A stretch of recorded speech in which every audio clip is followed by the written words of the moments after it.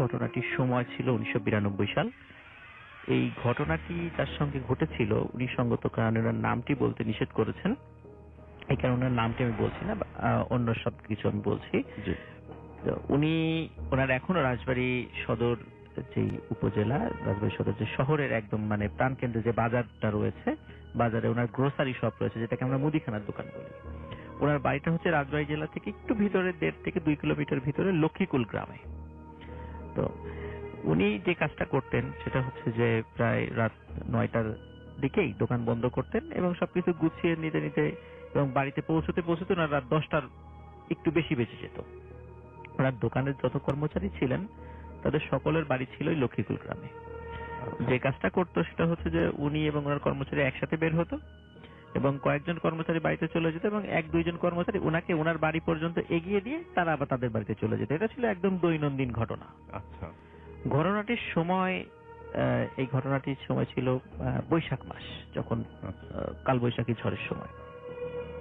ওই দিন মানে বিকালের দিকে একজন অদ্ভুত চেহারার একজন লোক আসেন ওনার দোকানে, এসে বলেন যে ভাই আপনার দোকানে তো বিশেষ করে মুদিখানার দোকানে অনেকেই তাবিজ লেখার সরঞ্জাম নিতে আসেন, তো আমার কাছে একটা জিনিস আছে, আপনি যদি এটা রেখে দেন তো ভালো হয়, তাহলে বিক্রি করে আমাকে টাকাটা দিবেন বা আপনি কিনে রেখে দেন আমার কাছ থেকে।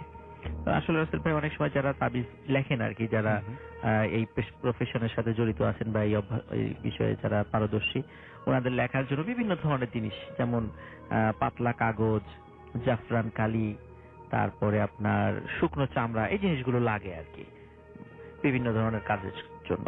তো উনি যে খেয়াল করলেন যে যে লোকটি আসছে উনি শুকনো চামড়া নিয়ে আসছিল।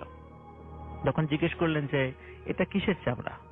তখন উনি বললেন এটা হচ্ছে ছাগলের শুকনো চামড়া। কিন্তু রাসেল ভাই দোকানদার লোকটি চামড়াটি হাতে নিয়ে উনি দেখেন চামড়াটি খুবই মসৃণ এবং খুব সুন্দর, মনেই হচ্ছিল না এটা ছাগলের চামড়া হতে পারে। তারপরও যেহেতু অনেক সুন্দর, মানে ওনাকে পছন্দ হয়ে গেল। উনি বলেন আচ্ছা ঠিক আছে, তো এই যেহেতু এই চামড়ার ক্রেতা খুব কম পাওয়া যায়, আপনি রেখে যান, বিক্রি হলে আপনি পরে 1 সপ্তাহ পরে আসবেন, আপনাকে যদি বিক্রি হয় আমি টাকা দিয়ে দেবো। তখন উনি এক কথায় রাজি হয়ে গেলেন, উনি আর কোনো আর্গুমেন্টেই গেলেন না। এতে উনি অবাক হলেন, কি ব্যাপার, আমি বলে দিলাম সাথে সাথে রাজি হয়ে গেল। তো যাই হোক রাসেল ভাই, ওই দিন বিকালে প্রচন্ড ঝড় হয়েছিল রাজবাড়ী শহরে, যেহেতু বৈশাখ মাসের সময় ছিল। আমরা জানি কাল বৈশাখীর ঝড়টা সাধারণত বিকাল বা সন্ধ্যার দিকে একটু বেশি হয় আর কি। বৈশাখ মাসের ওই ঝড়ের কারণে রাজবাড়ী জেলার বিদ্যুতের খুঁটিগুলো বেশ অনেক জায়গায় ভেঙে পড়ে। তখন আমাদের রাজবাড়ী জেলার যেই লাইনটা ছিল সেটা ফরিদপুরের সাথে সংযুক্ত ছিল। ফরিদপুরের ওই কয়েকটা লাইন ছিঁড়ে পড়ার কারণে রাজবাড়ী জেলার বিদ্যুৎ টোটাল জেলায় বিদ্যুৎ বিচ্ছিন্ন হয়ে যায়। আচ্ছা। তো যারা এখন রাতের বেলা ওনারা যথারীতি মানে দৈনন্দিন যেভাবে যান আর কি, ঠিক সেভাবেই গুড়ি গুড়ি বৃষ্টি পড়ছিল, আকাশে বিদ্যুৎ চমকাচ্ছিল, ওটার মধ্যে দিয়ে ওনারা কর্মচারী সহ উনি বাড়ির দিকে পা বাড়ান। রাসেল ভাই যেহেতু বৃষ্টি হচ্ছিল, অন্যান্য কর্মচারীদেরকে উনি বললেন তোমাদের কষ্ট করে আর আমাকে বাড়ি পর্যন্ত এগিয়ে দিতে হবে না, তোমরা বৃষ্টির মধ্যে আর আমার বাসা পর্যন্ত আসার দরকার নাই, তোমাদের ফিরে যেতে আবার কষ্ট হবে, তোমরা বাড়ি চলে যাও। আচ্ছা।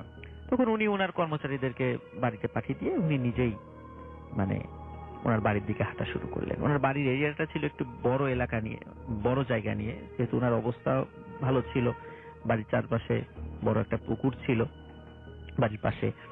আর রাসেল ভাই ওনার বাড়িটা যেহেতু লক্ষ্মীকুল গ্রামে ছিল, লক্ষ্মীকুল গ্রামে বেশ পুরাতন, বিশেষ করে রাজবাড়ী জেলা যে রাজার নামে হয়েছে, রাজা সূর্য কুমারের নামে, তো ওনার একটা অনেক পুরাতন রাজবাড়ি একসময় ওখানে ছিল এবং এখনো বড় বড় কয়েকটা পুকুর আছে। সেই পুকুর নিয়েও অনেক কাহিনী প্রচলিত আছে, অন্য কোনো সময় হয়তো বা সেগুলো আমি শেয়ার করবো। রাসেল ভাই ওই পুকুরগুলো পার হয়ে ওনাদের বাড়ি আরো ভিতরে যেতে হয় আর কি। তো উনি যখন যাচ্ছিলেন ওনার হাতে কিন্তু টর্চ ছিল, ওই সময় যে 5 ব্যাটারির টর্চ যেটা আমরা বলি অনেক সময়, ওই সময় এখনকার মতো তো চার্জার মানে টর্চ ওই সময় ছিল না। তো উনি ওনার বাড়ির দিকে যখন যাচ্ছিলেন, তো যেহেতু বৃষ্টি হয়েছে, তখন উনি ওনার বাসার কাছাকাছি যখন এসেছেন, বাড়ির আগেই ওনার পুকুরটা পড়ে, তখন উনি খেয়াল করলেন যে পুকুর থেকে মাছ উঠে এসেছে। আমরা কিন্তু রাসেল ভাই যে বৃষ্টির সময় দেখি যে শোল মাছ, টাকি মাছ, কই মাছ, এগুলো অনেক সময় পানির স্রোতের সাথে উঠে আসে, ডাঙায় উঠে আসে আর কি।